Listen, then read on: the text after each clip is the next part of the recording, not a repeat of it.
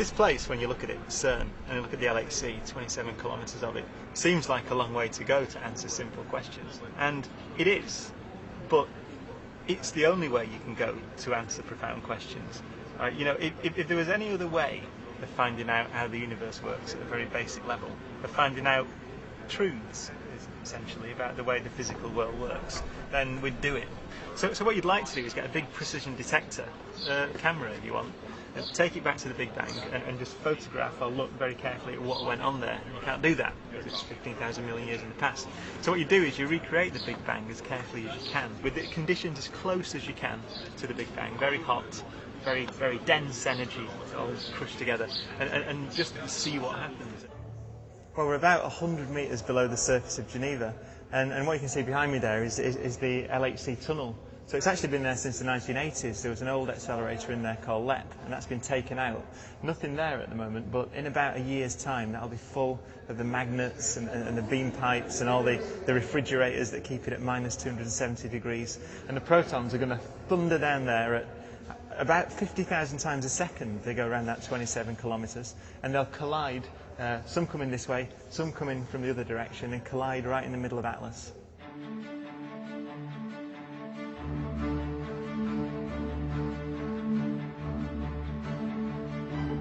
Protons are tiny objects, but they're going so fast in this detector. I mean, they're going around the ring many, many thousands of times a second. And when they collide together, the energy they have is essentially the energy that things had just after the Big Bang, thousands of a second after the Big Bang. And you've got to contain and measure all that energy. So if you imagine essentially putting a detector around the universe when it was, let's say, 10 thousandths of a second old, you need quite a big detector to capture everything. If it was small, then everything would just escape and you wouldn't see it. You'd have no chance of picking up what had actually happened.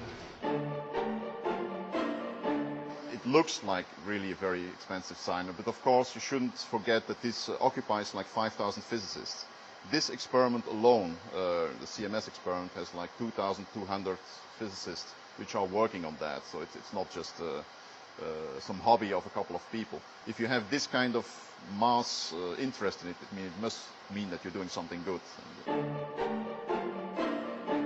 Now that's essentially a big fridge, so the temperature inside there will be something like minus 270 degrees C, and then there'll be an inner ring inside it. So it's just like an annular ring, if you want, with a magnet in there, and that magnet's going to be 4 Tesla. Now what's that? Well, that's 100,000 times stronger than the Earth's magnetic field. So that's actually the biggest high field superconducting magnet ever built. A lot of people see these things and think you go to a company and say, well, go build us a detector. You don't. We've got PhD students, you know, people who got first class honours degrees doing PhDs, and quite a lot of the time they're gluing things together, sticking wires on it and testing if it works. And that's kind of the grubby bit of particle physics that you've got to do in order to do all this wonderful stuff. This is the heart of Atlas, the central bit of Atlas. So right in the middle of this detector is the point at which the protons are going to collide together and explode in that kind of mini Big Bang.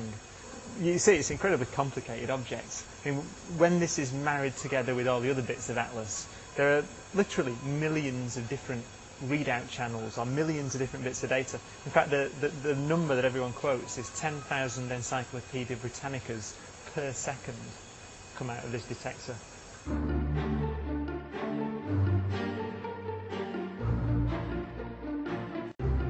A lot of the big decisions in particle physics about what to do next, how to find out the things that you don't know, were made in this cafe.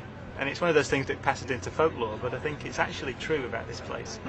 It would be a mistake to think, in all this stuff about the purity of the scientific method, that scientists don't get really annoyed with each other, form cliques, have a lot of politics going on, and occasionally, you know, get pissed together down here as well. And there's a big multinational community of people here. There's a lot of big egos walking around. There's a lot of political issues, and there's financial issues. It all goes on, and underlying it all, there's this physics issue that we want to make the damn thing work. We want to find out, and this is where a lot of those issues get resolved. You know, we wouldn't spend $10 billion or whatever it is and many thousands of man-years of work building something like this, if there were an easy way to do it, like you just sit there and think your way to the answer. The only way we've got to any sensible answer about the way the world works is to do experiments. This sounds actually quite obvious, but it didn't. The Greeks didn't work that out. It took a long time to realise that the way you find out how something works is to look as closely as you can and as precisely as you can, and just see what you see.